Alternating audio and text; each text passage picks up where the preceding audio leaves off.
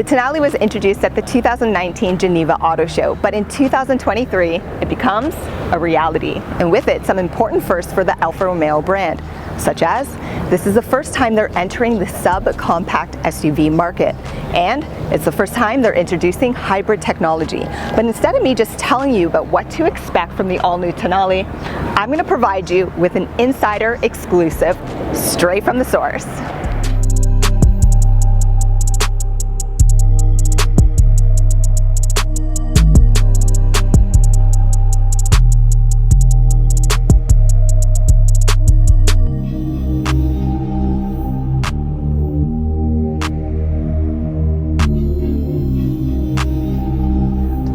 Alfa Romeo is a brand that, Enzo Ferrari began racing in the 1920s. A lot of people don't understand that, but that's how the DNA of this brand started.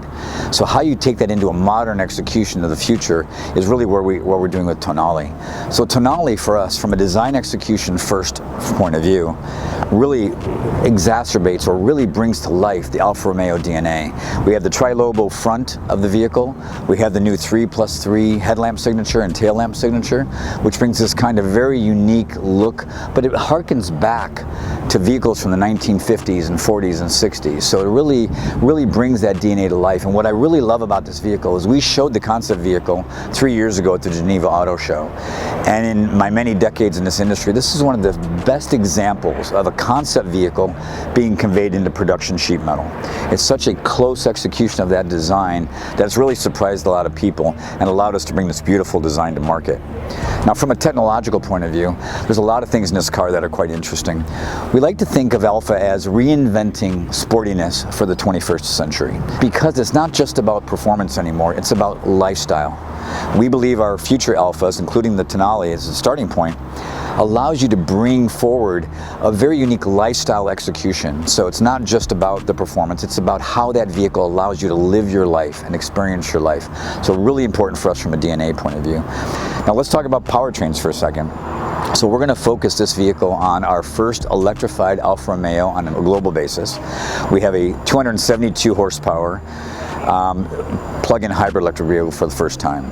So it's got a 1.3 liter engine under the hood, it's got a 15.5 kilowatt battery in the back, and it's got a 95 kilowatt motor on the rear axle, which delivers 1,844 pound-feet of torque at 0 RPMs. So instant power when you need it and so forth. So what we love about it is you're talking about 0 to 60 times less than 6 seconds. You're talking about electric autonomy of over 30 miles on pure electric when you want to. But first and foremost, it's an Alfa Romeo. So as an Alfa Romeo, you have the DNA selector. So when you're in the D selector and you're in the dynamic mode, the plug-in hybrid gives you that best performance between the pure electric motor and the gasoline engine at the same time. It changes the steering, it changes the braking, it changes the acceleration profile and the shifting profile. So you get this beautiful dynamicism. The N mode, or the normal mode, allows you to have that best balance between letting the car decide when I'm in electric mode, when I'm in ICE mode, and gives you that right balance. And then the efficiency mode, or the A mode, allows you to really focus on electrification side of it. Now, we like to think of Alfa Romeo as not a iPad with a car built around it. So for us, the technology we embed inside Alfa Romeo is all designed for driver centricity, to make the driving experience better for the driver. It's the first application of Uconnect 5 in an Alfa Romeo product, our award-winning HMI system that allows high connectivity in the vehicle. But we've added some Alfa twists to it as well. So we call it Alphatizing it from a standpoint. From a technology point of view, we have over-the-air updates for the first time. We have Amazon house to home, or house to car and car to house. We have the ability to have wireless charging for the first time, wireless CarPlay, wireless Android Auto. So we built in all the technologies the customer needs, but still designed to give that driver centricity to everything we're doing. Now from a suspension point of view, again, it's Alfa Romeo first. So there's some common elements with common Stellantis platforms, but we've gone to a wider track. We've gone to McPherson struts on all 4 corners. We've got dual valve shocks on the base and the mid-level models. We've got frequency selective dampening on the upper level models to give you that best combination of road holding capability and comfort at the same time.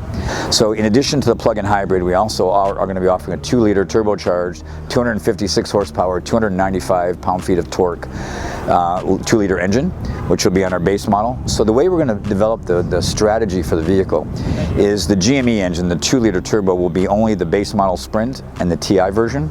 And the plug-in hybrid will start at the TI and go to the Veloce level as well. So its ability to really focus the PHEV not just on that 30-mile plus range of autonomy, but it's our performance. It's our performance model. It's the ability to put the pure electric on the drive when we need to, and it's a rear-wheel drive car, all the way to that right balance between that ICE engine plus electrification. As first impressions go, the Tonale looks and sounds like a worthy adversary to its competitors Audi, BMW, and Mercedes, just a few who have really dominated that subcompact luxury SUV market in recent years. But personally, I can tell you, the Tonale looks amazing. From the exterior to the interior, the comfort, the quality will impress you. But what I'll continue to do as this subcompact comes to market in 2023 is I'll continue to update the description down below. But for now, and in the words of my Italian ancestors, arrivederci alla prossima. Goodbye, and until next time.